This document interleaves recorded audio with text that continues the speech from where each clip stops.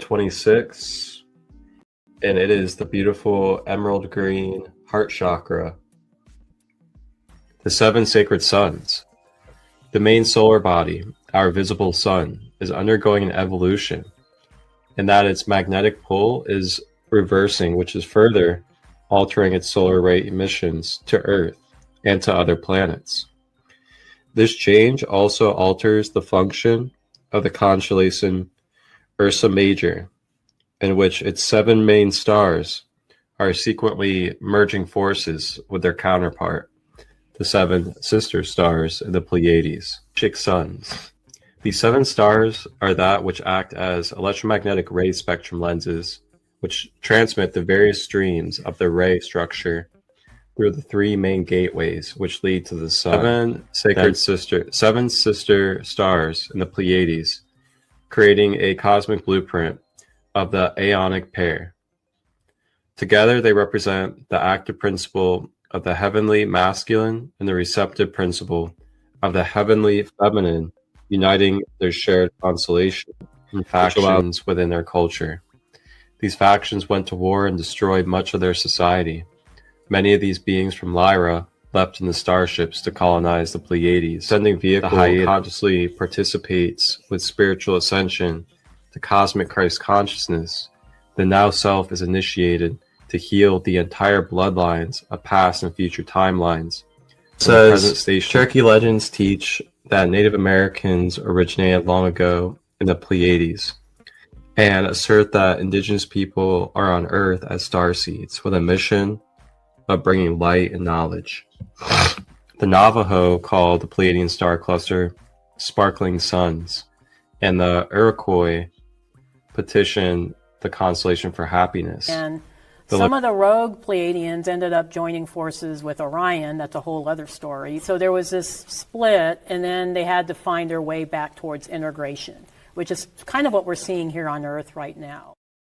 Living in big cities on Earth, where there is pollution, noise, stress, traffic jams, and all kinds of bad energies, is difficult to compare to being among these crystal cities that shine like tiny quartz crystals among the greenery of nature.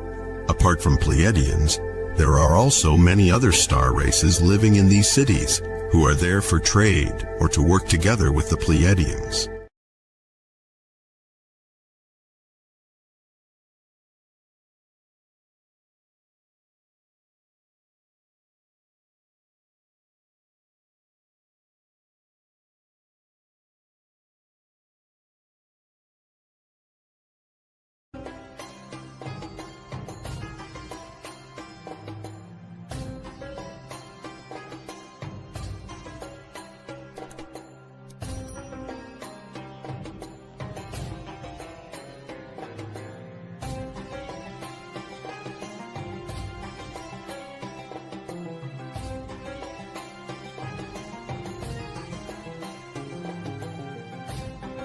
Most of us were taught there are 8 planets in our solar system. Some still remember when Pluto was considered the 9th. But would you believe there's another? A hidden alien planet that's been talked about for thousands of years. Modern scientists and NASA call it Planet X. The ancient Sumerians called it Nibiru. And according to historian Zecharia Sitchin and ancient texts carved in stone, it's very real. This mysterious planet is said to be 3 times the size of Earth and follows a long stretched out orbit that takes 3,600 years to swing close to Earth. While modern scientists are only beginning to suspect something might be lurking in the dark reaches of space, ancient civilizations already knew. They spoke of it in myths, mapped it in the stars, and warned of its return. The Sumerians, one of the oldest known civilizations, described Nibiru in incredible detail. They even wrote about the extraterrestrial alien people who lived there. The Anunnaki, towering advanced various race aliens who came to Earth long ago and even still till today, bringing advanced knowledge, powerful technology, and genetically modifying humanity itself through genetic engineering in the ancient past. On their planet, life develops under intense gravity and pressure, which is why when they come to Earth, it took much adjusting. Their space-age technology is and was far beyond anything mankind knows today. They can travel between planets, manipulate DNA, and even control energy fields. But the real question remains, why is the planet hidden at this current time, and when exactly will it return close to Earth's orbit? So what did these ancient people know that we've forgotten? And if Nibiru is real, what happens when it comes back?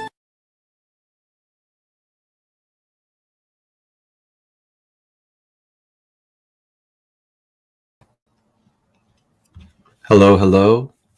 Grand rising, grand day to all of you, and thank you for joining me for another episode of Grand Rising with ChristoLight.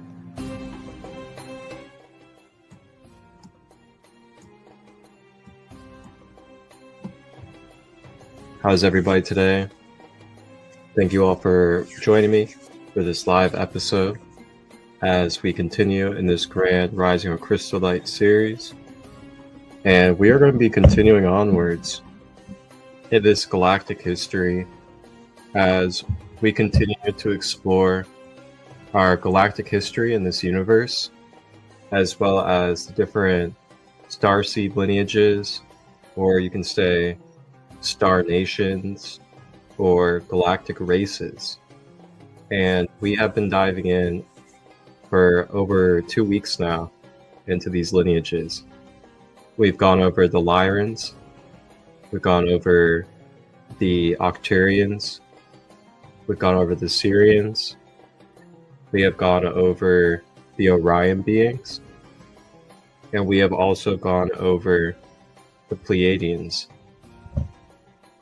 So in this episode, as you guys saw, we're going to be exploring the pretty commonly known and sort of infamous Anunnaki and the home planet Nibiru. And we'll be studying about Nibiru as a whole and what it means and what it represents and relates to for us in this universe, as well as the Anunnaki's positions and how they have had their effect within history of humanity as well. Divine Rising Queen, good to see you.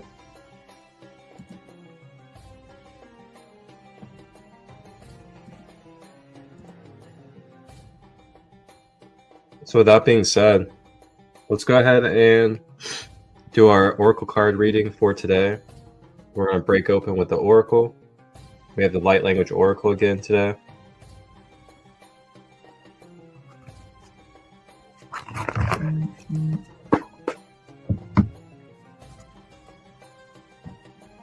All right, from the Light Language Oracle.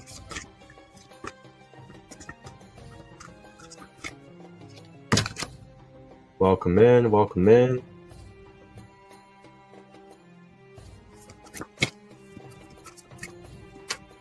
Enjoy this beautiful rising today on this fine Wednesday.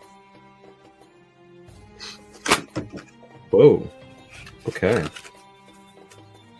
Got some big flying coming from these cards. Golly.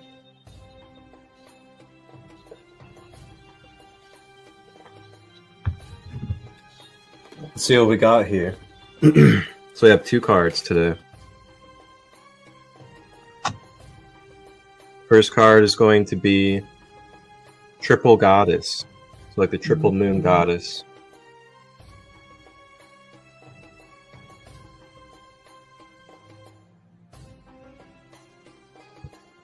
And for some of us, we're familiar with this. This is the Mother, Maiden, and the Crone. But we'll see what this means in the Light Language Oracle for us.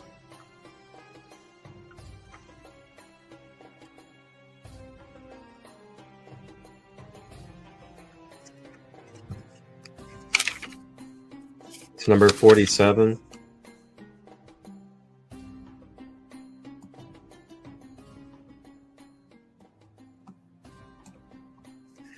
All right, so it is the power of 3 and about all facets of life.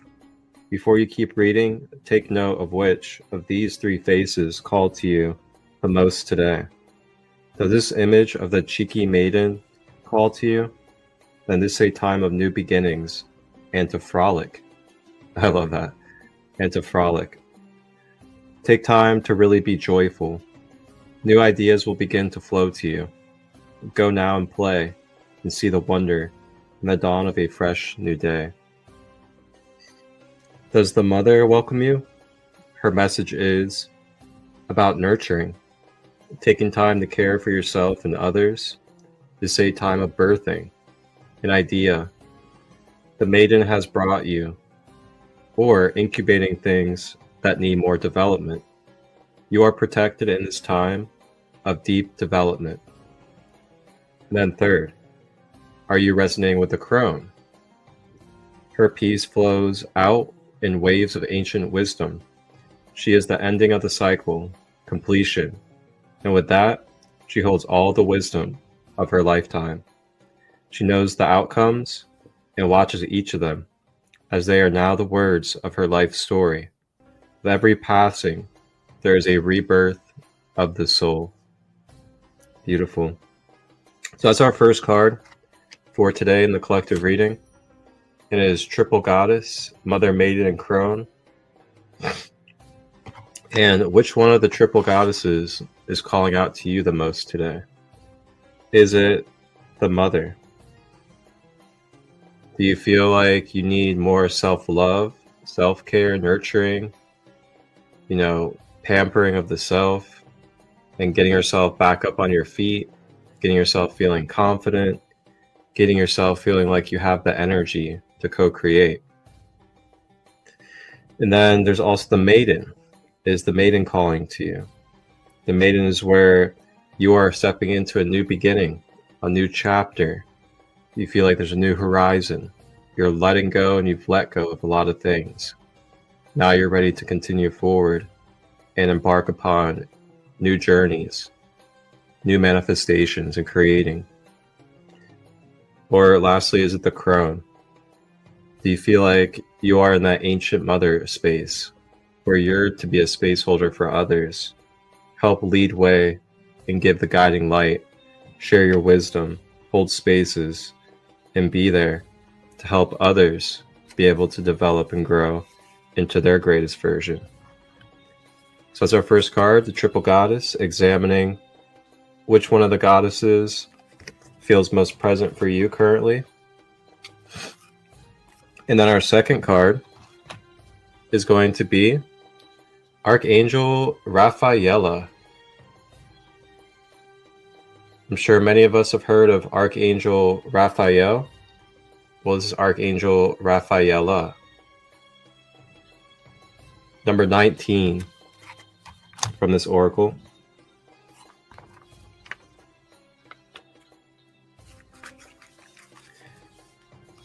Wow, look at that. Sounds like someone in this reading is definitely clicking with new beginnings, which would be tied to the maiden.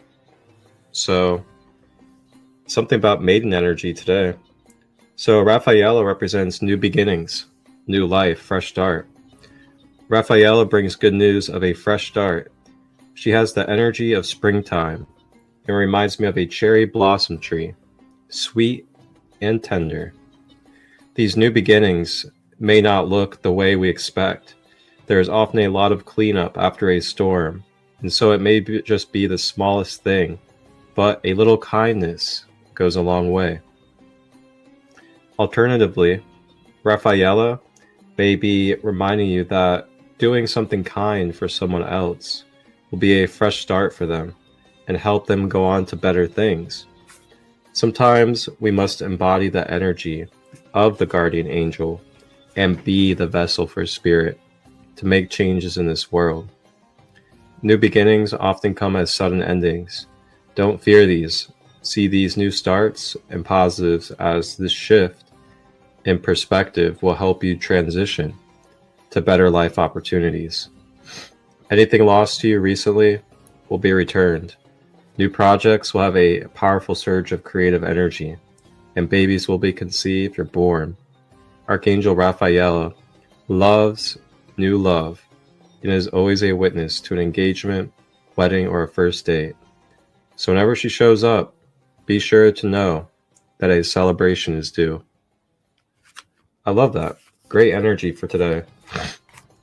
Give us reminders of celebrating life, celebrating the good, putting more energy and focus into the positives, into the great progress that we're making, the goals that we create, the changes that we overcome, the things that, typically are hard, the things that were difficult to do.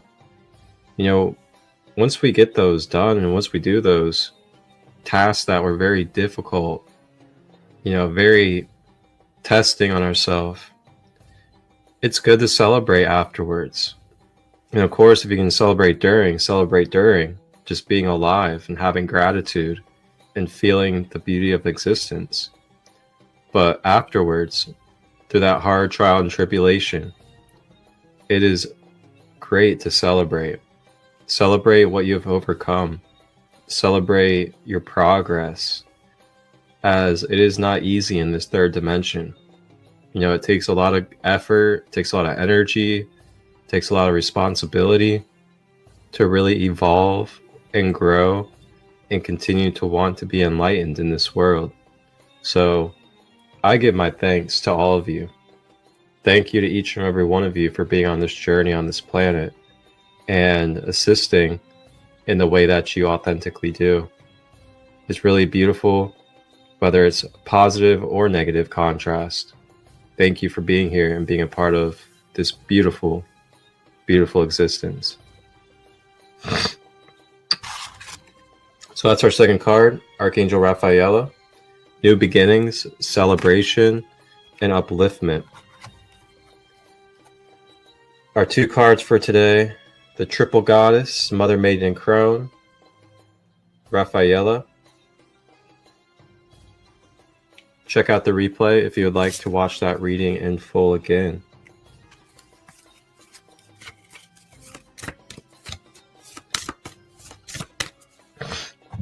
All right, we'll now close out our reading space for today.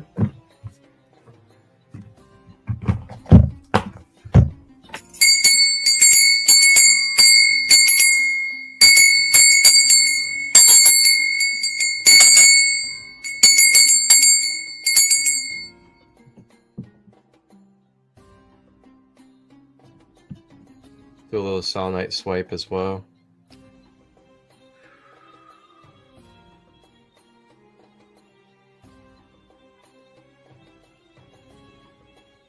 Take a couple deep breaths real quick.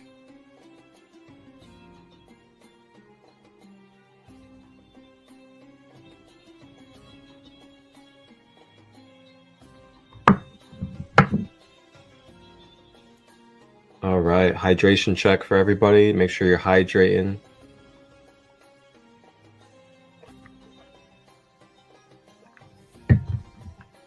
Imagine discovering the missing chapter of human history. The clues are scattered across ancient texts. The clues are scattered across star maps. The clues are scattered across myths. This is what they don't teach you in school. Picture this, a hidden planet, Nibiru, lurking at the edge of our solar system. Some say it's the home of the Anunnaki, a race of ancient beings who visited Earth thousands of years ago. According to legend, they shaped civilizations. They shared forbidden knowledge. And maybe they tinkered with our DNA. But is Nibiru real, or just an ancient warning lost in translation? Who were the Anunnaki? Gods? Visitors? Or something else entirely? Archaeologists chase the same question. Astronomers chase the same question. Conspiracy theorists chase the same question. What if the Anunnaki's secrets are hidden in plain sight? In this series, we'll dig into the origins, the theories, the wildest mysteries surrounding Nibiru and the Anunnaki. So, are you ready to question everything you know about where we came from? Hit subscribe, and let's unravel the mystery together. All right. Thank you, AY. So let's go ahead and unravel the mystery together. Let's talk about Nibiru, the Anunnaki, and this mysterious knowledge of history in our human lifetime. It's going to be very interesting. Get ready, though, because we're going to be uncovering the negative agendas, the mind control, and much more that's taking place through Nibiru.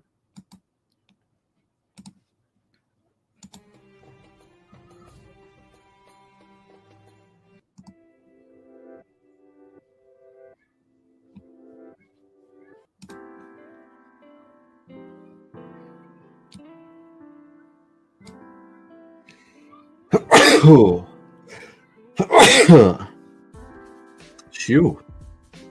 Bless me. Whew.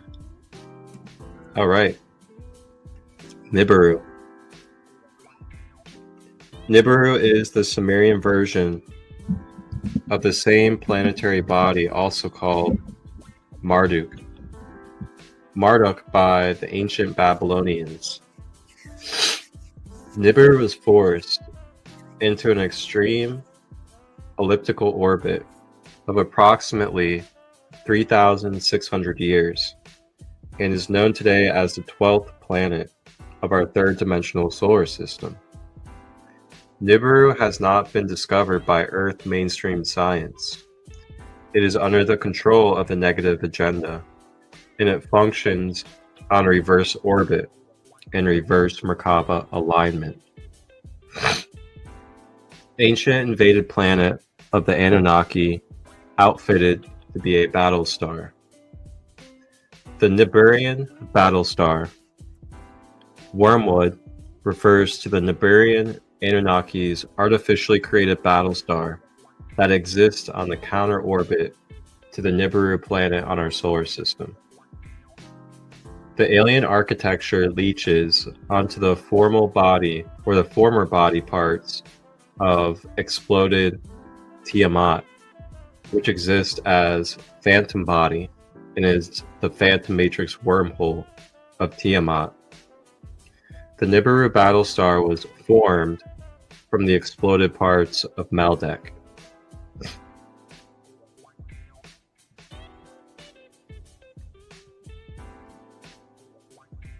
So we're going to take a look at Wormwood real quick. Wormwood, Stonehenge. So Stonehenge was built in a special geometry atop the Nibiru diotic crystal, or NDC, to counteract the NDC's ability to mutate DNA by reversing the planetary Merkaba, altering the spin rates and reversing the DNA codes in Earth's grid system. This generates the checkboard mutation, which reverses the fire letter sequence and creates junk DNA. There is a programmed crystal that is many stories tall and has been inserted deep into the Earth's crust in this location. The NDC is primarily controlled by the Thoth, Enki, and Leo collectives from Nibiru, which acts as a relay station for scalar sonic beams that are sourcing from Nibiru and directed into the planetary grid. Checkerboard mutation. The checkerboard mutation is generated from multiple alien machinery systems that reverse the energy current throughout the planetary grid networks to split them into bi-wave frequencies. The bi-wave consciousness allows for extreme polarity, amplification in the collective consciousness energies, and the splitting between the polarities to generate extreme densification. This is also what produces gender reversals in the human light body and gender splitting. These reversals are intended to maintain the reversal networks of the Earth plane to keep human DNA unplugged and the negative agenda in control of the timelines on the Earth grid. The Nibirian battle star. Okay, we actually talked about that already. The NRG. The NRG is the Nephilim reversal grids. The headquarter hub in Stonehenge area acts as a final collection point by directing huge amounts of power through massive amounts of collected, stolen, quote-unquote, life force from multiple subsidians all over the planetary globe and the planetary grid lines. Known subsidiary networks exist at every planetary gate or stargate. Michael and Mary Turn 6 Matrix in Calgary, Canada, the Cathor grid lines in South France, the False Dragon Line and Serpent grid, snake networks in Asia, all are collected and returned to UK for distribution off-planet to the Orion Group and Anunnaki contingents. That's pretty deep right there, what we just uncovered. It's talking about the Stonehenge areas and the ley lines underneath the Stonehenge being connected to these Nephilim Anunnaki reversal grids. And it's talking about how it's siphoning energy off the planet and through humanity through these grid lines. And it's telling us some locations. Some of the stargates are in Calgary, Canada, South France, as well as in Asia. And they all connect back to the UK, the United Kingdom, where then the energies distribute off planet to the Orion Draconians and the Anunnaki factions. So, 11th dimensional Stargate in Worcestershire, UK at the Stonehenge. There's an 11th dimensional Stargate in Ireland's Eye of the Irish Sea, as well as St. Ives Bay in Cornwall, UK.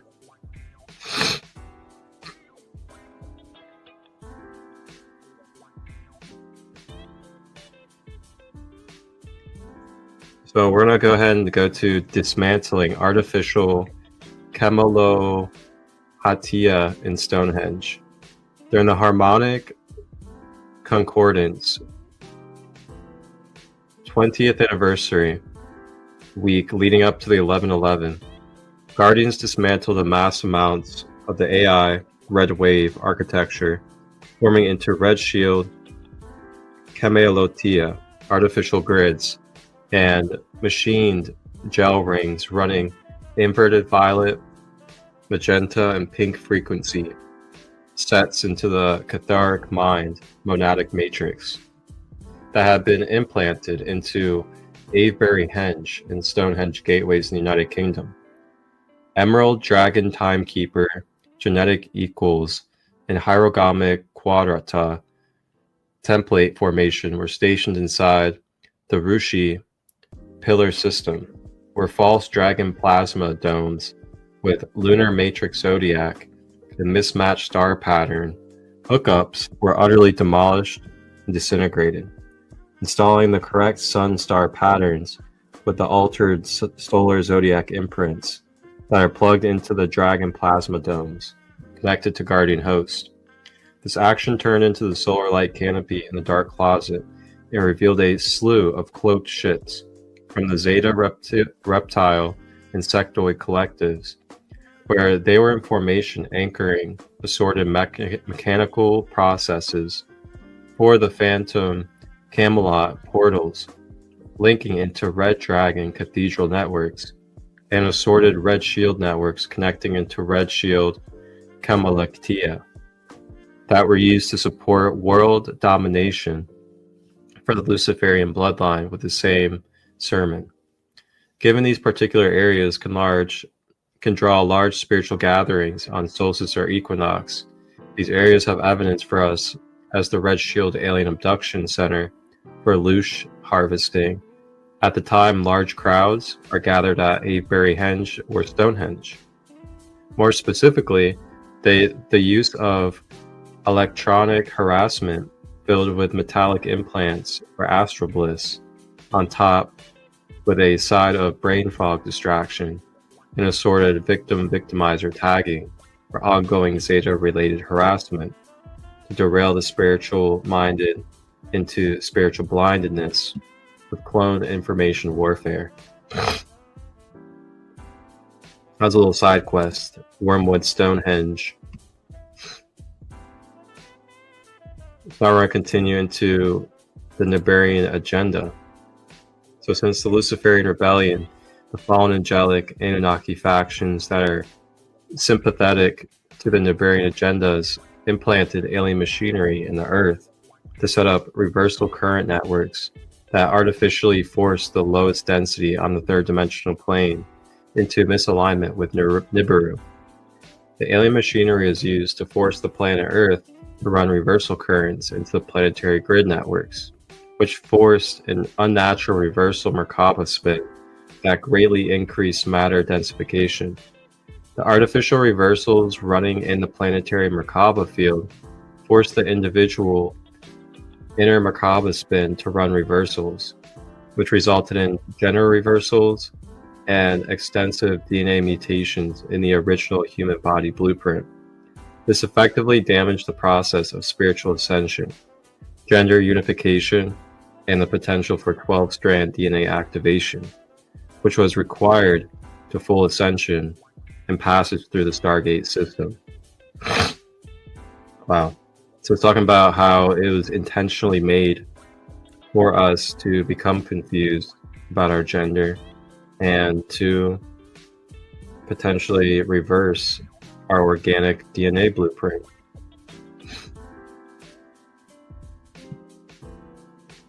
So the NET, this is the Nibiru electrostatic transduction field.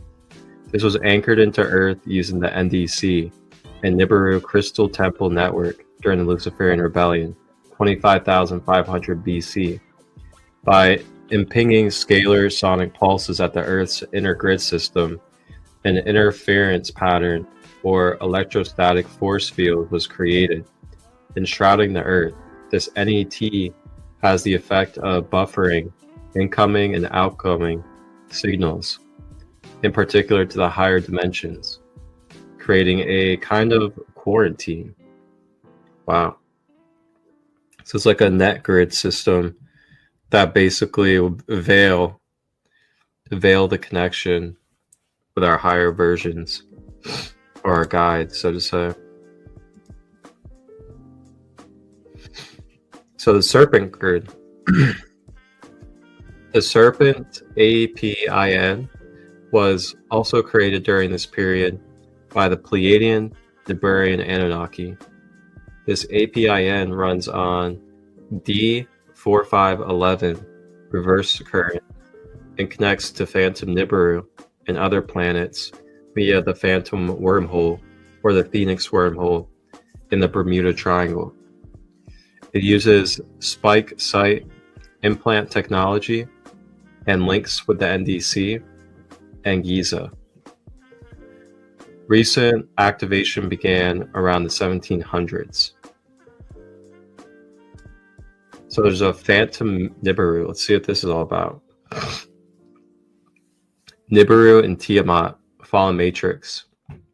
As several long-term Emerald Guardian universal grid projects finally come into completion in 2022, many of these rehabilitation missions were actually designed to rescue the Melchizedek Logos from his imprisonment in the wall and time splits, which have been formed into the extensive NETs running the Phantom Nibiru Tiamat Fallen Matrices. As the checkerboard matrix Phantom Nets of Nibiru Tiamat collapsed in Stonehenge, the opening into the 12D portal of pre-invaded Nibiru was made accessible. And from out of this planetary gateway, a massive blue crystalline liquid plasma oceanic wave formed into a cosmic Christos Azure blue sun. The red trident, the capture and cloning of the Tiamat logos, were utilized to form several phantom wormholes and phantom matrices connecting into the Earth's 2D gateway and sprawling throughout 4D, 7D, and 10D hexagonal and key lines. These phantom matrices were being used as the artificial rod and staff architecture for the Dark Alien Mother and by the invading negative agenda forces primarily controlled by the Tothian, Leviathan groups.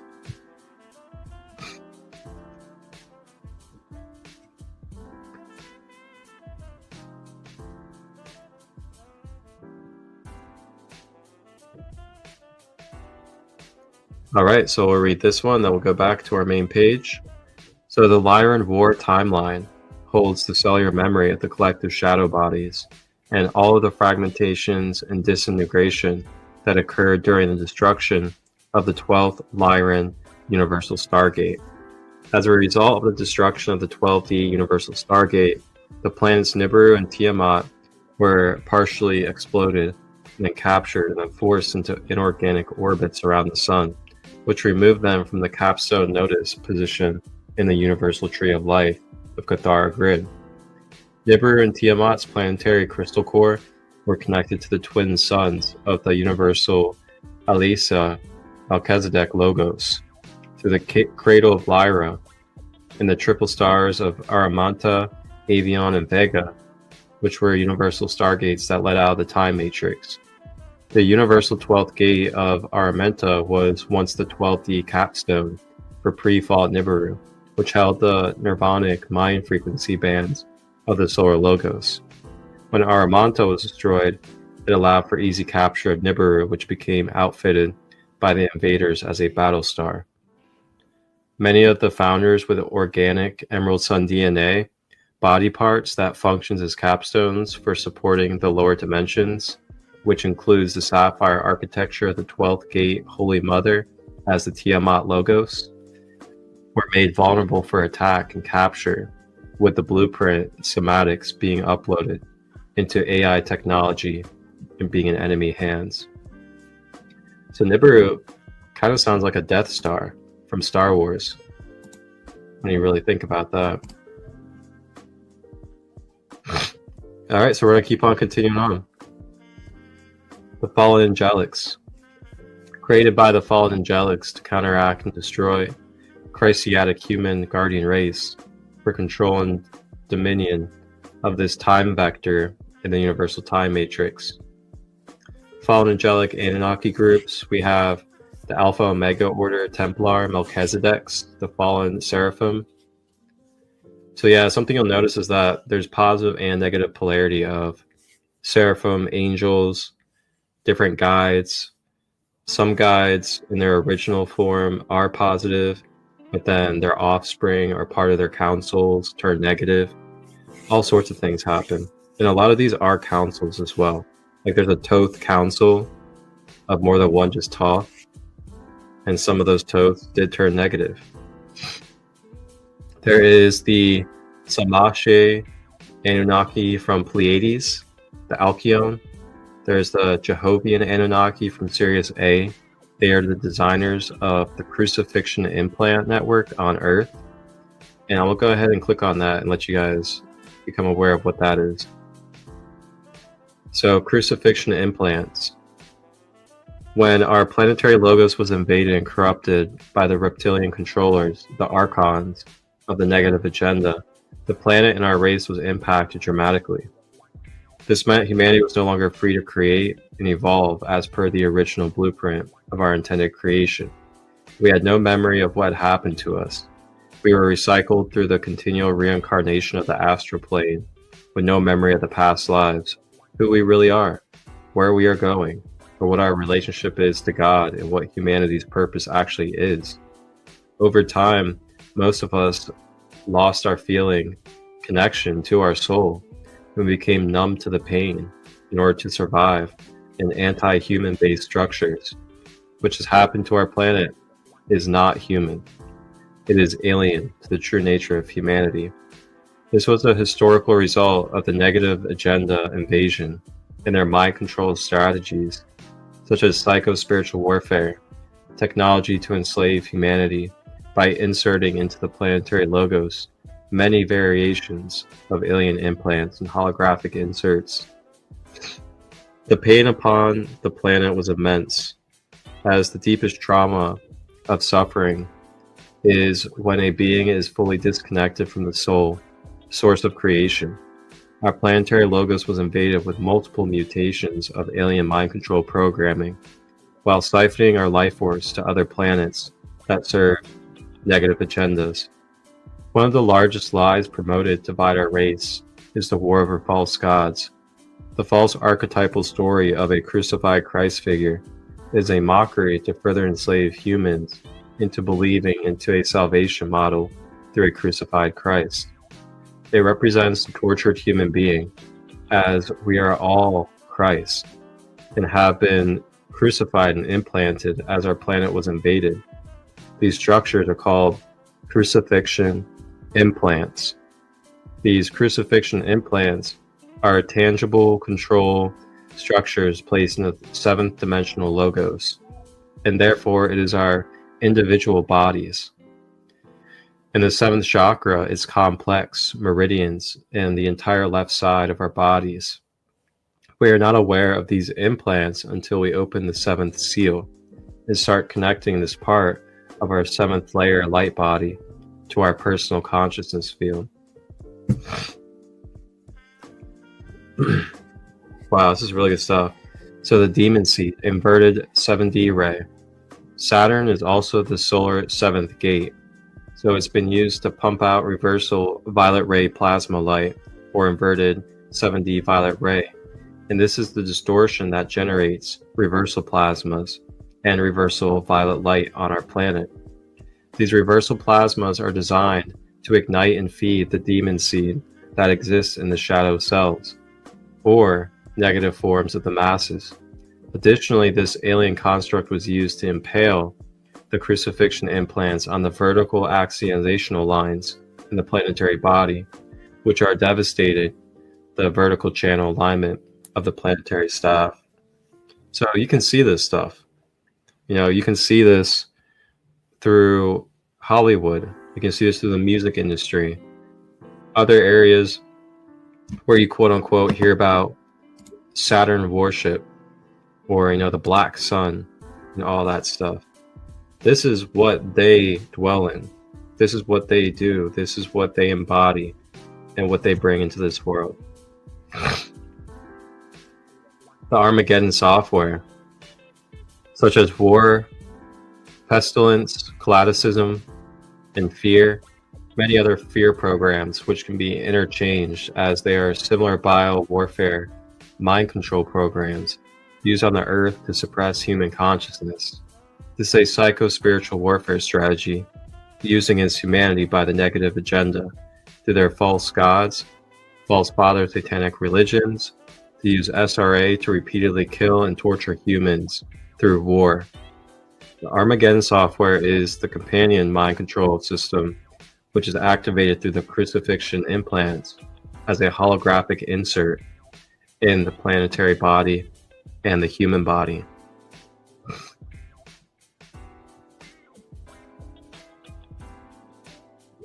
So I will go ahead and read holographic insert, and then we'll go back and finish up on the Anunnaki and Nibiru. So holographic inserts. This is an insert of a false or real memory being programmed upon our consciousness for mind control purposes or DNA genetic manipulation from the negative agenda. Holographic inserts are used to bend time and space and therefore manipulate timelines. Inserts are implanted into the consciousness layers through the frequency manipulations of the body's energy fields or light body. Mental holograms.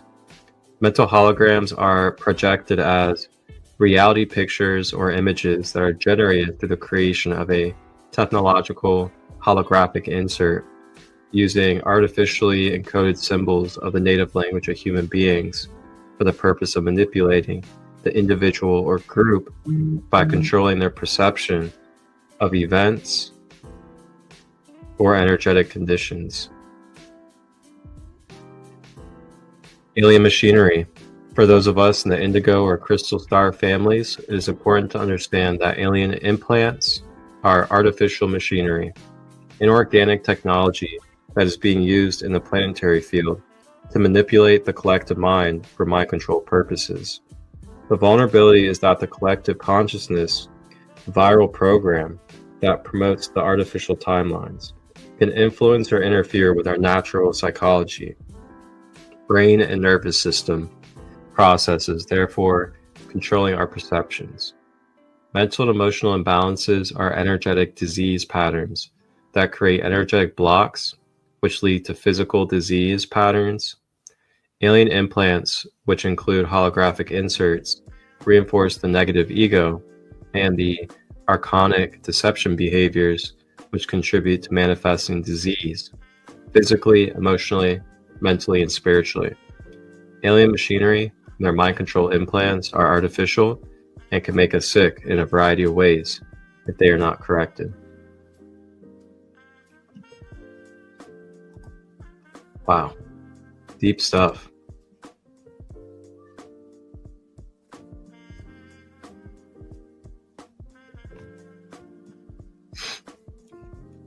So I'm gonna go ahead and read this to you guys, and then we will continue on and actually move into our videos for today.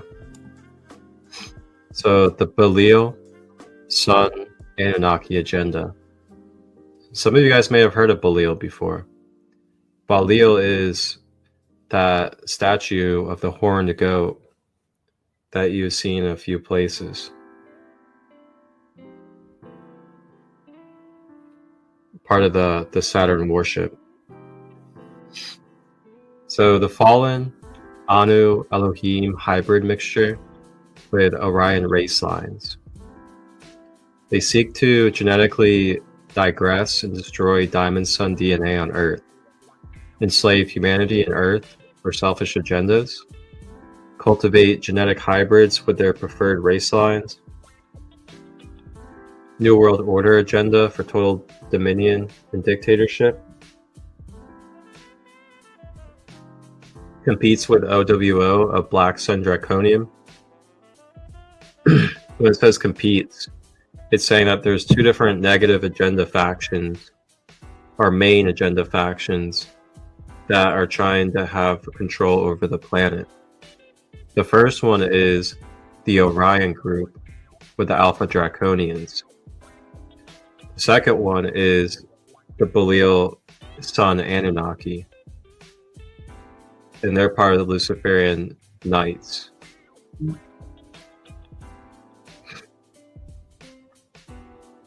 And you definitely see this stuff. If you look at, the Catholic Church, you look at the Roman history, the Knights Templar and all them, you can see that they kind of masquerade themselves as false light. These dogmatic religious figures, these let's masquerade as God type of energy. Compared to the Alpha Draconians, where they don't even try to do that. They don't even try to disguise or act like they're light. They don't even try to act like they are God. They just dominate, destroy, enslave, rape, genocide. So that's the difference between the two factions. So, like it says here, Luciferian Knights Templar and other secret societies. And then it says impersonates Christos, often uses guardian names or contact for infiltration. Pretty much what it's saying there.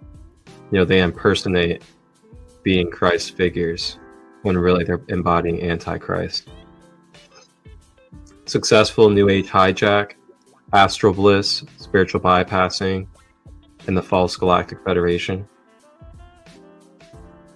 I love that they said the New Age hijack, astral bliss, and spiritual bypassing, because you can see it. You can see who's under this spell, especially in our spiritual communities.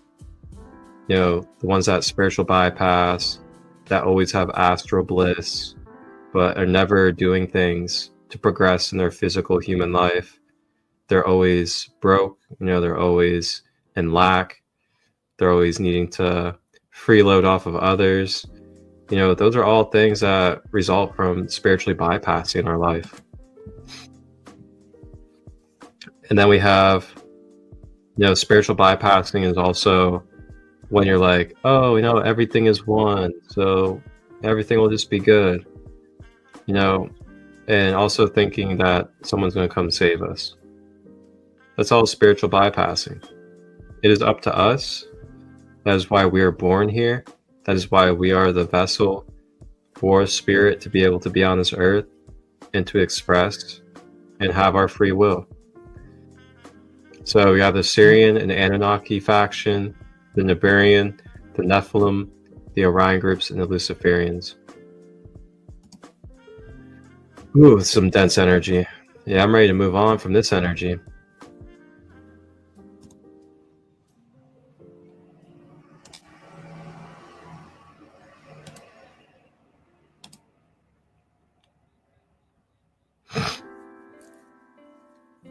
All right. So let's go ahead and take a moment and clear up the energy a little bit, uplift the frequency, and I'm gonna grab my singing bowl, play a little bit of a singing bowl for a moment, and we'll dive into our videos for today.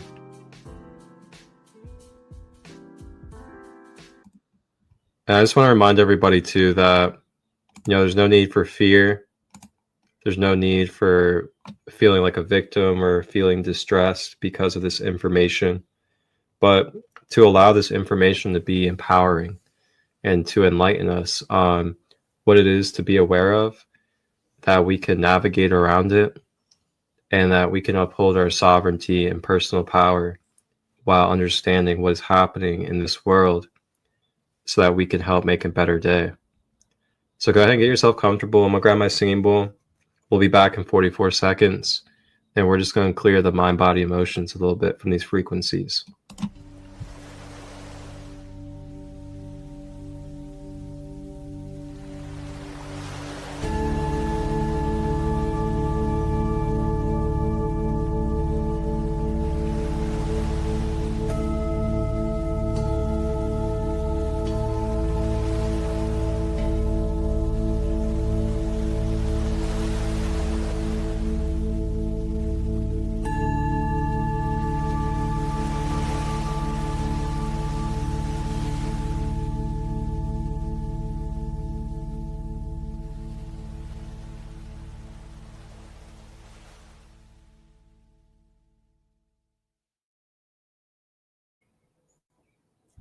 All right. We have the crown chakra. Tap into that 7D violet ray.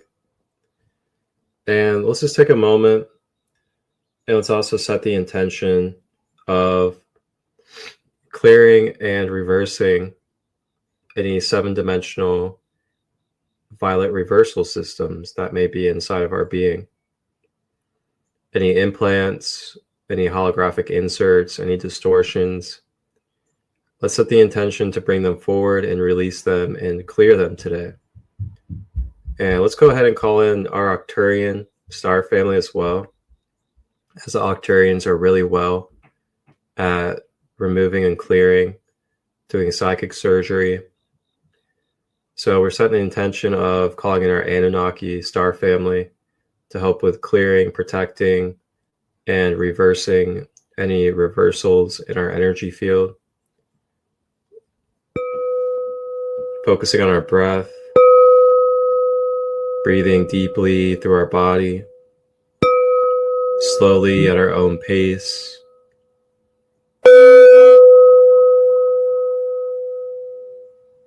Breathing in these violet rays of the 7th dimension.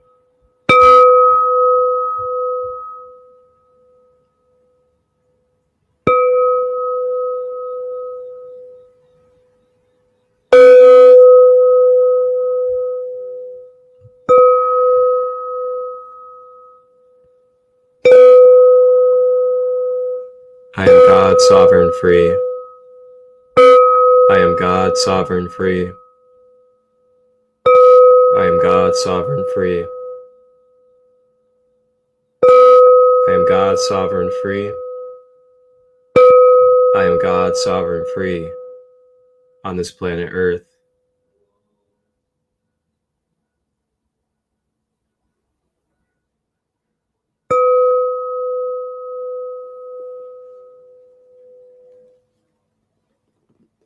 All right. Go ahead and take any final breaths as you feel.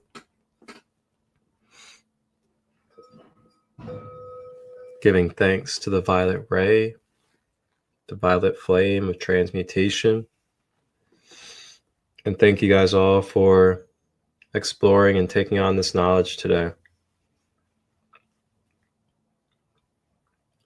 So with that being said, we're going to go ahead and move into some of our videos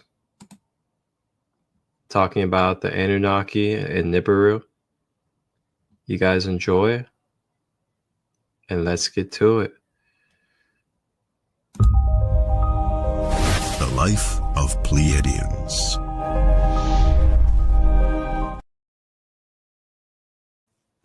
Whoops.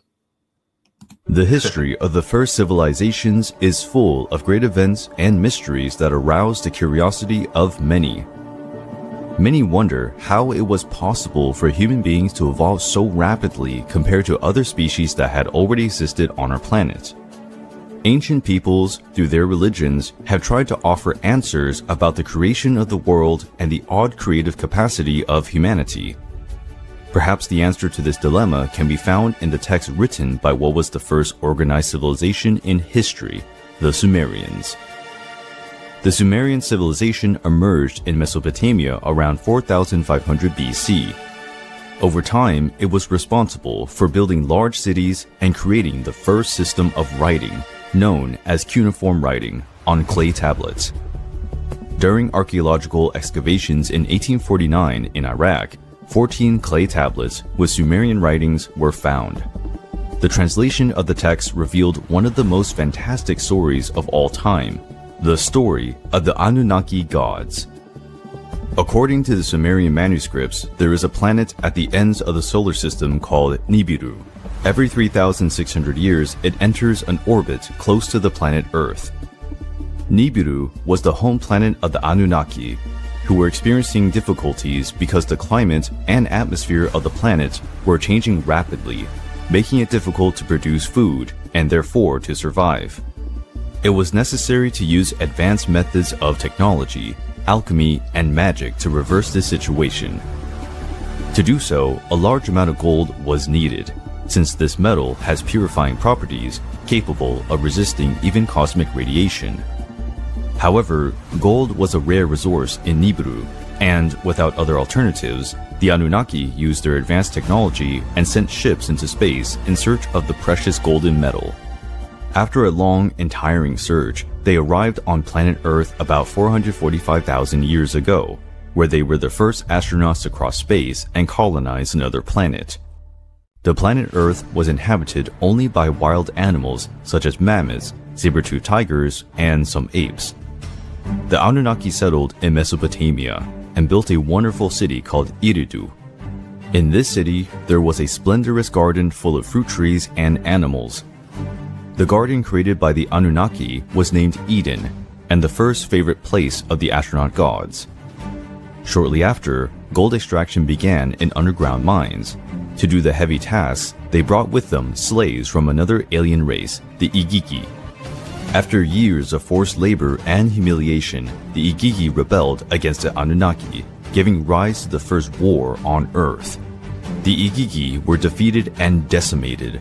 The Anunnaki needed new workers. The solution was to create a new race of intelligent beings, able to work, but more harmless than the Igigi. The Anunnaki combined their genes with the ancestors of human beings, creating a hybrid and submissive race at their command.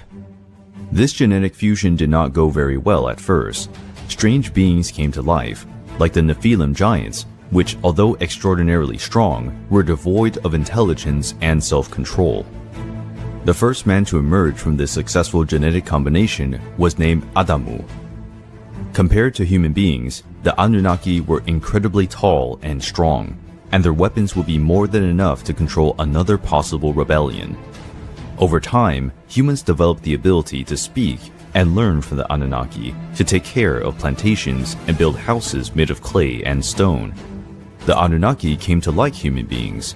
They even allowed them to live in their city and attend the sacred garden, but gave explicit orders not to reproduce too much. Against the will of the gods, human beings began to procreate quickly, which caused overpopulation in the city. Many people were expelled from Eden and Eridu and condemned to live in exile in wildlands. After a few millennia, the planet Nibiru approached the Earth again. Nibiru's gravitational field was so strong that it adversely affected the Earth's natural conditions. There was an increase in the temperature of the planet, and the glaciers melted, rapidly raising the level of the oceans and causing constant rain. A great flood ravaged the Earth, and the city of Eridu was doomed to submerge. To save their creation, the Anunnaki created large boats that floated for days to normal water level. In this part, it is not clear whether the boats floated on the water or whether the boats were ships hovering in the sky. After their city was destroyed, the Anunnaki decided to return to Nibiru. But before they left, they gave human beings knowledge of architecture, mathematics, music, and writing. They also taught them how to establish a monarchy system, where some leaders kept their bloodline inherited for the Anunnaki pure, with the right to command others. They also ordered the construction of temples known as ziggurats, aligned with the constellations. These would one day guide the Anunnaki back to Earth. The Sumerian texts do not determine how many Anunnaki there are, but they quote some as the main ones. The most powerful deity in Sumerian mythology was An, or Anu, according to Akkadian calligraphy. Anu was the personification of heaven and possessed infinite wisdom. He was the oldest and most venerable of the gods, with sanctuaries in almost all Sumerian cities. The goddess Ki represented the earth and Anu's wife. The union between Anu and Ki gave birth to Anunnaki, a word that can be translated as children of heaven and earth. The first Anunnaki was Enlil, lord of the air, winds, storms, and responsible for keeping heaven and earth at a safe distance. Enki was the mighty god of the oceans and rivers, the patron of the city of Eridu. Later, his cult reached other peoples such as the Canaanites, Hittites, and Horites. The moon also had a ruler, Nana, worshipped as a god of wisdom and curiosity, responsible for teaching scientific and astronomical concepts to human beings. The god Utu was the personification of the sun and defender of justice, truth, and morality. Utu traveled through the heavens in his sacred carriage, emitting a brilliance capable of illuminating the world. The goddess Inanna was Utu's twin sister and goddess of fertility, war, and political power, also called the Heavenly Queen. She was one of the most cultured goddesses of Mesopotamia, adopted by Akkadians, Babylonians, and Assyrians under the name of Ishtar. The cult of the Anunnaki was shared by many Mesopotamian peoples, adding new stories and divinities with the advancement of time, but always maintaining a very detailed essence. The history of the Anunnaki, written by the Sumerians, is full of scientific and astronomical references, very advanced for the time in which they were written. The knowledge is still one of the greatest mysteries of humanity.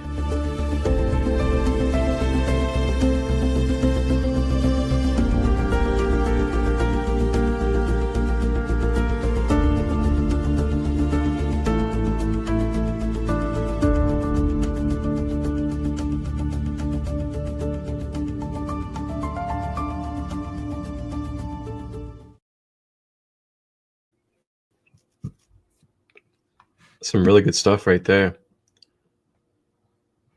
Stay settled and comfortable because we're going to keep it going. There's actually a part 2 from this specific series.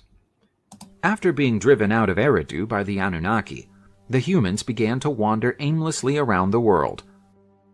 But something unexpected happened. Some Anunnaki and Ijiji secretly had love affairs with humans. The children generated between the Anunnaki and humans were capable of amazing things, being considered demigods that would leave their names eternalized in legends of several peoples. Some of the most famous were Gilgamesh, Hercules, Perseus, and Samson. But the children of the Ijiji with humans were bestial and evil giants who became forever known as Nephilim. They usually lived in hill caves, but attacked human dwellings and caused much trouble for the Anunnaki. Even without the Anunnaki's support, the humans flourished and built cities of their own. Without the Anunnaki to dictate rules, the humans went into decadence. Thievery, debauchery, and violence were common in the cities, and it seemed impossible to control human barbarism. But everything was about to change. The orbit of the planet Nibiru was approaching the Earth, an event that only happened every 3,600 years. The Anunnaki knew of the impending disaster, as Nibiru would reverse the Earth's magnetic poles, causing earthquakes, volcano eruptions, and tsunamis. The Anunnaki's final decision was to abandon humans, return to their ships, and flee into space, where they would remain orbiting planet Earth until the natural disasters were over. Against the wishes of his advisors and family members, King Enki decided that the human race deserved a chance to save itself from the cataclysm. He commissioned Utnapishtim, a good-natured man, to create a giant ship called the Preserver of Life, in preparation for a giant flood that would end life on Earth. Even in the face of the mockery of humans, Utnapishtim dutifully carried out Enki's instructions and built the ship. Utnapishtim also sheltered and protected the essence of all the animals on Earth. Enki ordered that the technology of the Anunnaki be used to collect the DNA of one male and one female from each animal specimen found.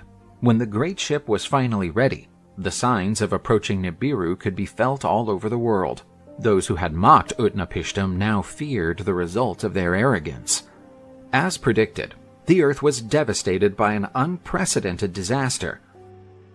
Earthquakes ripped the surface of the Earth, setting up new continents.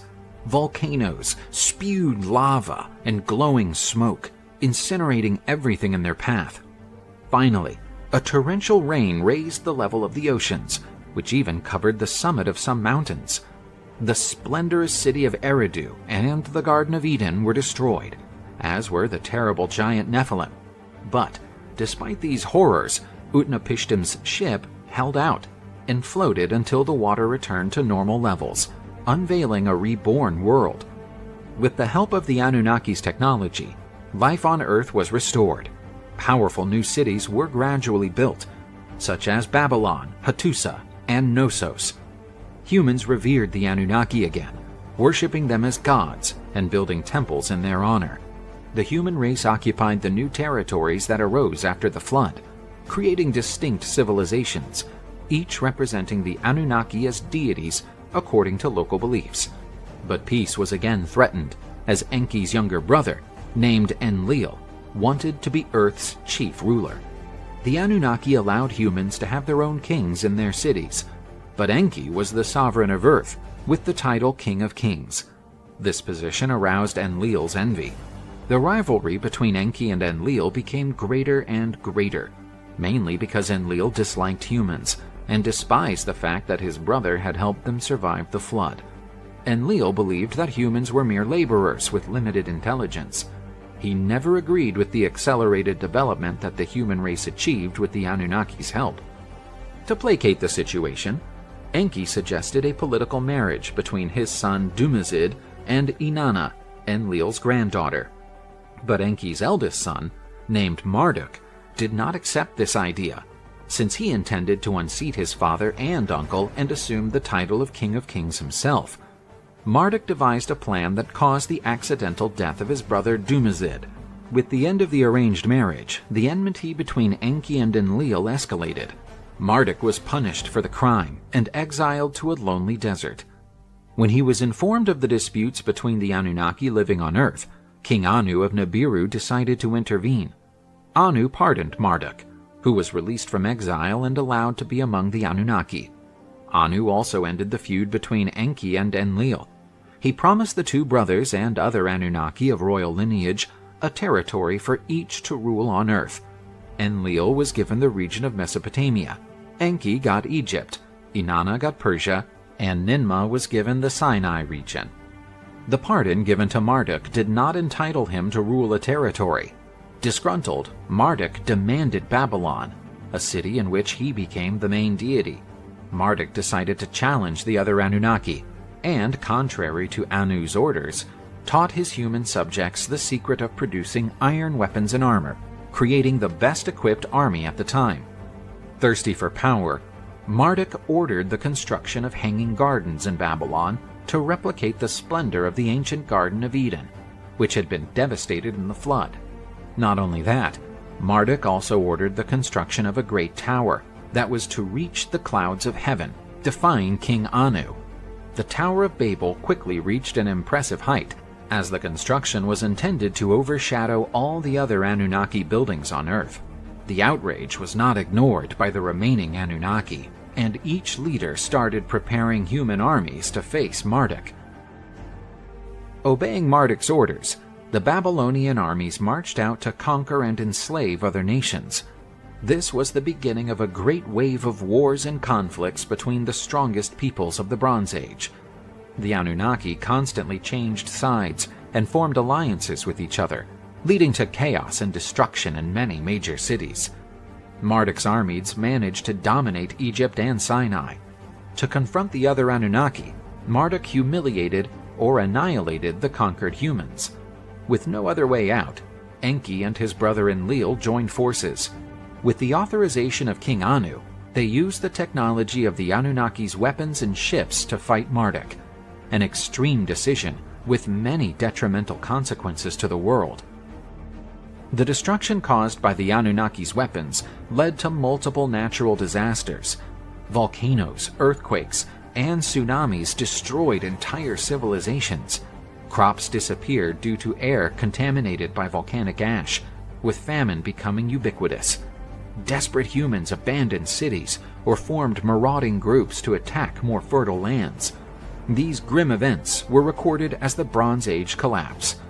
After causing such a catastrophe on the world, the Anunnaki realized that the wars would never end and could destroy the entire planet Earth. To halt the debacle, Anu ordered all the Anunnaki to return to Nibiru and let the Earth be ruled by humans. Some human leaders descended from the Anunnaki were chosen to rule the rest, until the day when the Anunnaki will return to Earth to choose the people worthy of being taken to Nibiru, where they will live forever as immortals.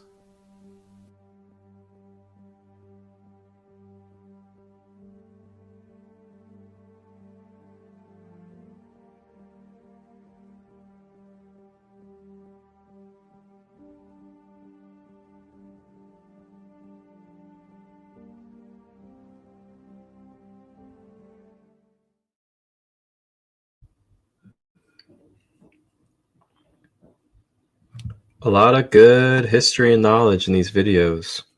Wow. I even have more videos for us as well. So it'll be interesting to see what else there is to learn about these wonderful beings. And if you guys want me to, I'll just keep it rolling. And we'll just close out with these videos. So we'll continue and let things keep flowing. The Anunnaki live on the planet Nibiru, which orbits our system. They are an ancient race of extremely developed and powerful beings, and can be considered gods in human eyes. But even the great Anunnaki suffered from the terrible environmental conditions on their planet. A large crack had formed in Nibiru's ozone layer. This crack widened every decade, increasing global warming and destroying crops and animal life. The Anunnaki discovered that pouring gold dust particles into the atmosphere slowed down the expansion of the crack, even reversing it slightly.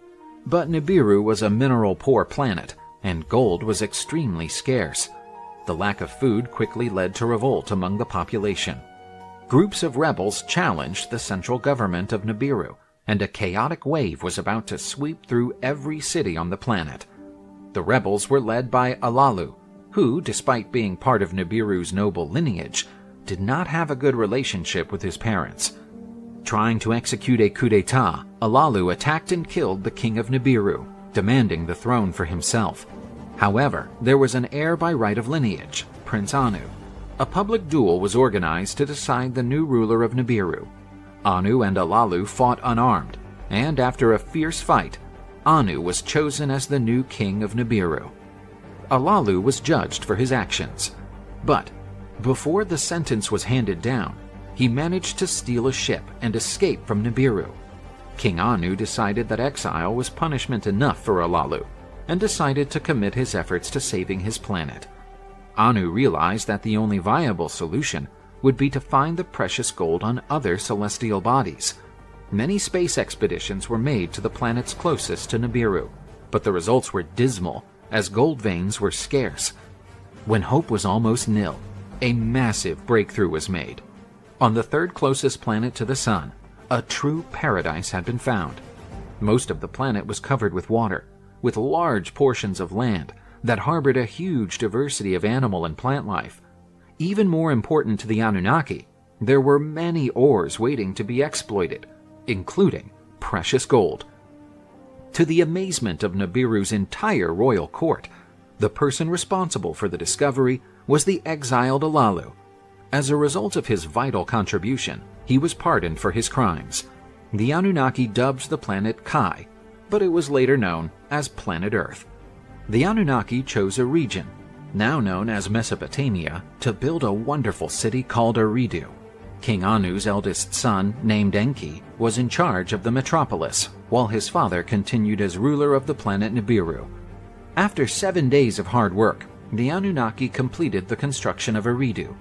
They began the processes of extracting gold, which, after being collected in considerable quantities, was sent to Nibiru. Extracting gold was an arduous and painful process. Therefore, the Anunnaki decided to resort to forced labor from an alien race called the Igigi, who had long before been defeated in battle and dominated by the Anunnaki.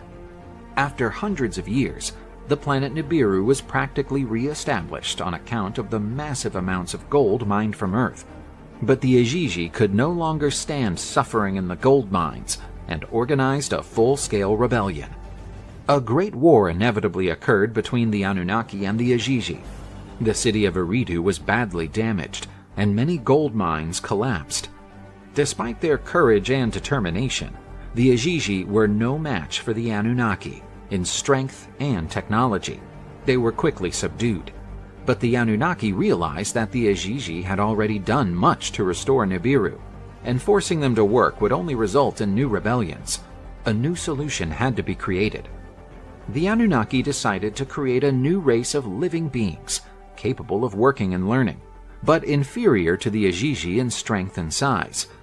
To do this, the Anunnaki used the womb of a female primate that inhabited the forests, and using advanced technology, inseminated her with the Anunnaki's essence. But the results were grotesque, giving rise to terrifying monsters, such as Cyclops, Gorgons, and two-headed giants. The method of conception had failed. The other alternative was to use the essence of a male primate, and after modifying its DNA, to inseminate it into the womb of an Anunnaki woman. After a few months of waiting, the first baby was born, who was given the name Adamu. His skin was tanned with a reddish tint. Although he was much smaller than the Anunnaki babies, Adamu was just like his creators. It was the birth of the first human being. The Anunnaki also conceived a woman named Hiva to fulfill the requirements necessary for human procreation. Centuries after the birth of Adamu and Hiva, humans represented a sizable population in the city of Eridu. The Anunnaki were pleased with the development of the humans, who soon became able to mine gold, build houses, and even plant and harvest crops. As a reward for their efforts, the humans were allowed to frequent the Eden, a sacred garden created by the Anunnaki. The beauty of human women started to attract some Anunnaki, but the relationship between the two races was strictly forbidden. But Enki himself, king of the city of Eridu, eventually fell in love with a human woman. From this relationship, the boy Adapa was born. He became a very talented and wise man, for he was the direct son of a noble Anunnaki. Adapa also had a longer life than most humans, but he was not immortal. Adapa married a woman named Atiti, and they gave birth to a new line of humans who were more intelligent than the previous generation. But Adapa's children also inherited the Anunnaki's lust for gold and desire for power. This gave rise to violent behavior among the humans. Adapa's two oldest sons, named Cain and Abel, were the closest servants of the Anunnaki and competed with each other to see who their masters could please the most. Tired of standing behind his brother Abel, Cain waited until they were alone. Using a wooden club, he murdered his brother. Never before had a human killed another, which was a surprise to the Anunnaki. As punishment, Cain had his forehead marked with a symbol pointing to him as a murderer and was exiled from Eridu. He was condemned to live forever in the world without ever finding peace for his soul. There were other similar cases later. Against the Anunnaki's orders, humans began to procreate excessively. Eridu quickly became unable to provide shelter for so many people, and food sources were scarce in Eden's garden. As the planet Nibiru was recovered, mining gold in large quantities was no longer necessary. The Anunnaki decided to expel the humans from their sacred city and garden, condemning them to live in the fields and forests.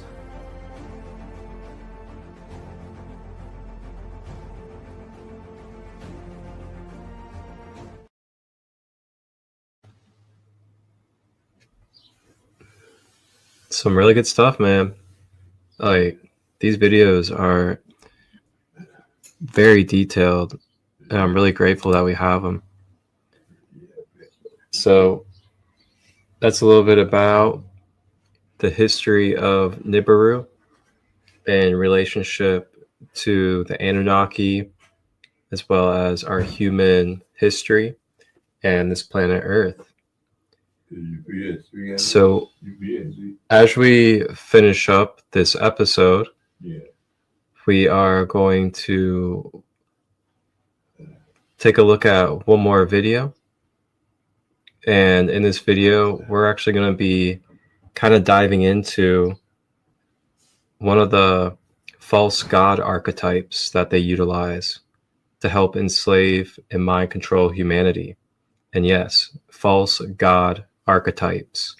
That is something that we went over in the knowledge about the Anunnaki and the Nibiru control system, is that they introduced to this planet the false gods for religious and spiritual mind control.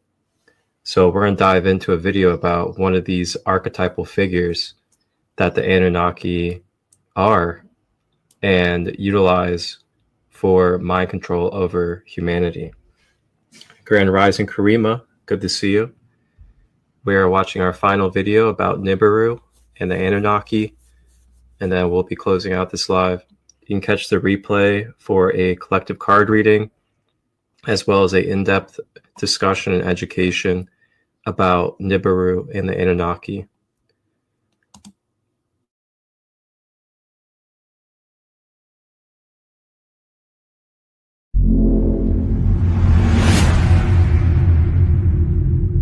Did you know that when we conclude our prayers with Amen, we are in actuality giving worship and praise to an evil Anunnaki alien man named Marduk, who is also known as Amun-Ra in the Egyptian pantheon? Amun-Ra gave a decree thousands of years ago on Earth that humans should honor and thank him by saying his name Amen at the end of their prayers.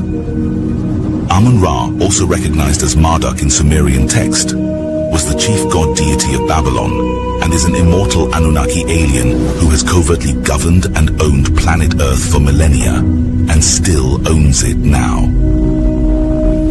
Amun-Ra was responsible for initiating the significant pyramid wars in Africa and the Middle East over 50,000 years ago, leaving the lands in complete desert due to the advanced weaponry that destroyed most plant life. His intention: he yearned to be the singular God revered by human beings who were engineered in the Garden of Eden. Each member of the Anunnaki royals was allocated designated periods in the cosmic constellations to govern and rule Earth. However, a significant great flood incident resulted in the overshadowing of Amun-Ra's designated time to rule. The Anunnaki and Atlanteans from Nibiru represented a diverse civilization. The Anunnaki royal family from Nibiru possessed a lineage that connected to both reptilian Draconian and Lyran Syrian ancestries. This lineage, which arose 12 million years in the past, was the result of a peaceful union of marriage agreement between a royal reptilian female from the Orion Empire and a Lyran Syrian male from the Galactic Worlds Federation. This union initiated a brief period of harmony and additionally birthed a novel royal hybrid race. These warrior-like beings, muscular and exhibiting both various dark and light skin tones, the full-blood royals were said to have skin so dark that it would appear Arcturian blue to the human eyes, and with facial attributes reminiscent of African Asiatic people, which is recognized in our ancient records today as the extraterrestrial Anunnaki royalty. They are the paramount monarchical leaders of the diverse civilization of Nibiru and, interestingly, they represent the dark-skinned muscular gods that are depicted in ancient Sumerian civilizations whose heights are up to 8 to 10 feet. Deep within this lineage, Marduk was the son of Enki, Nibiru's eldest and most learned prince. Enki was born to King Anu and a servant woman of Pleiadian heritage. Widely recognized for his wisdom and might, Enki had a son named Marduk, also known as Amun-Ra. After a long myriad of years, when he finally ascended to power on Earth, he decreed that whenever humans communicate with the divine, they should direct their devotion to him and conclude their invocations by uttering his name, Amen. Amun-Ra would use his rule to bring mankind into a state of dehumanization of assault, slavery, genocide, and destruction in his name and the one religion of him. Amun-Ra ordered Joshua and Moses in biblical text to slaughter children, assault and sacrifice innocent women and men in cities who worshipped other Anunnaki aliens other than him. Deuteronomy 22:28-29 reads like this. If a man happens to meet a virgin who is not pledged to be married and assault her and they are discovered, he shall pay her father 50 shekels of silver. He must marry the young woman, for he has violated her. He can never divorce her as long as he lives. This is one of the many clear texts in this gospel that showcases this deity was not the creator God that we believe in, but an alien man giving incentives for genocide and assault of modern human communities for his patriarchal gain and reptilian mindset passed down from his heritage. He was constantly in confrontations with his kin regarding his ambition to be the paramount deity of both humans and the planet in archaic eras. By pressuring the infamous Pharaoh Akhenaten of Egypt to introduce the concept of monotheism, insisting on the renunciation of venerating multiple gods who are really extraterrestrial beings, and urging allegiance solely to himself as the sole and only god, now known as Amun-Ra, the sun disk god, no longer keeping his Sumerian Babylonian name, Marduk. The canonized Bible, specifically the books of Exodus, Judges, and Deuteronomy, in truth depicts a conflict between humanoid aliens equipped with sophisticated technology, who manipulated humans as instruments, compelling them to battle and eliminate each other in the name of their god, Amun-Ra.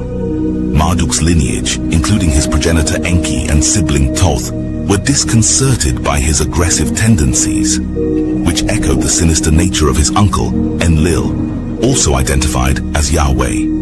Thoth, who governed ancient Egypt for a span of 16,000 years, was instructed by his father Enki to depart from Egypt, abandon the contentious pyramid conflicts with the devoted Olmecs, and establish a fresh civilization in the territories we currently recognize as the Mayan and Aztec regions of the world. Recognized as an exceptionally potent Anunnaki, Marduk, or Amun-Ra, was reputed to embody the capabilities and technologies of all Anunnaki beings of all worlds. His legendary triumph over the formidable Dragon Queen and sovereign Tiamat, and her legion during an Anunnaki intervention on Earth approximately 350,000 years in the past, earned him immense respect. The Anunnaki, in appreciation, conferred upon him 50 titles and designated him as their leader, with 50 being a number of great import, formerly linked to his uncle Enlil, who Marduk supplanted as commander god of Earth after his reign. Operating from an orbiting saucer-like craft or shining sun disk, Amun-Ra's dominion extended primarily over regions like ancient Babylon, and eventually after contest with his brother Thoth, ancient Egypt. He revealed his genuine form solely during a rendezvous with Moses on Mount Sinai. Furthermore, Marduk is recognized as the father of Nabu, the Babylonian wisdom deity, whose facial depiction is immortalized on the iconic Great Sphinx. Popular belief holds that Amun-Ra's lineage is intertwined with that of the ancient Egyptian monarchs, and remnants of this royal genealogy, including the renowned King Tut lineage, persist in modern-day humans through breeding and genetic markers placed through advanced technology. Yet Amun-Ra's disposition was far from benevolent, with a distinct narcissistic god complex streak. Our souls have already ordained that we hour the light against the dark. As we continue in the age of Pisces, his dominion over our world remains unchallenged. However, once we enter the age of Aquarius, our souls will return to the higher astral dimensions and new Earth. His current whereabouts remain uncertain, but indications suggest his proximity is close, much like the Sith Lord Emperor Palpatine from Star Wars films. Speculations abound regarding secret cabals and the elite who may venerate Amun-Ra and possibly operate under his aegis, striving to perpetuate our intellectual and spiritual subjugation on this planet. In retrospect, we are all like Neo and Trinity in the Matrix, forever battling and conquering the mathematical yin and yang multiverse. We ask that you take these spiritually truthful tenets at your behest and seek out the truth in your own time, and then you will begin to see the connections of these ancient mysteries unveiled. If you like this video, please like, share, and subscribe to Astral Legends for more episodes on ancient mysteries and legends. May the eternal light forever guide your path. See you on the next episode.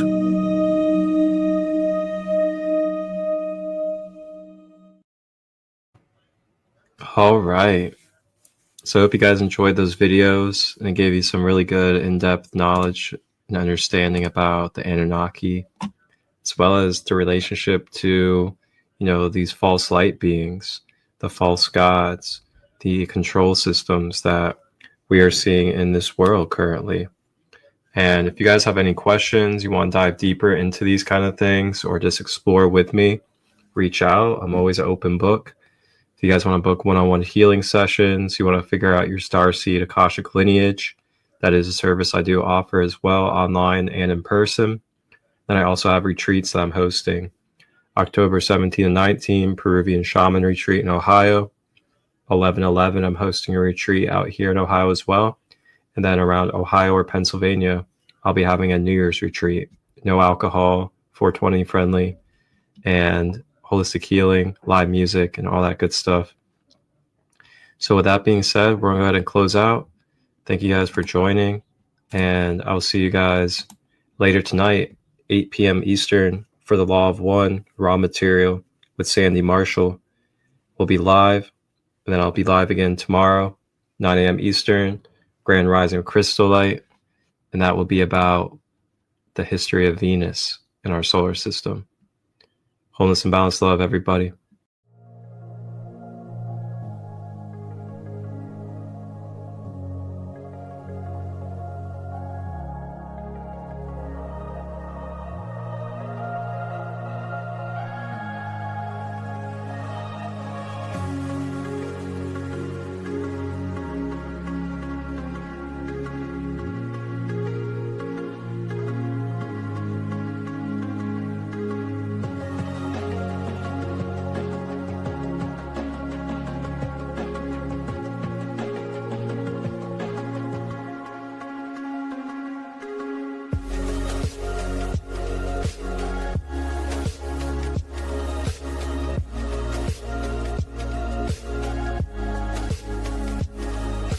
Our founder claims, this right here is an embodied form of the violet ray spectrum.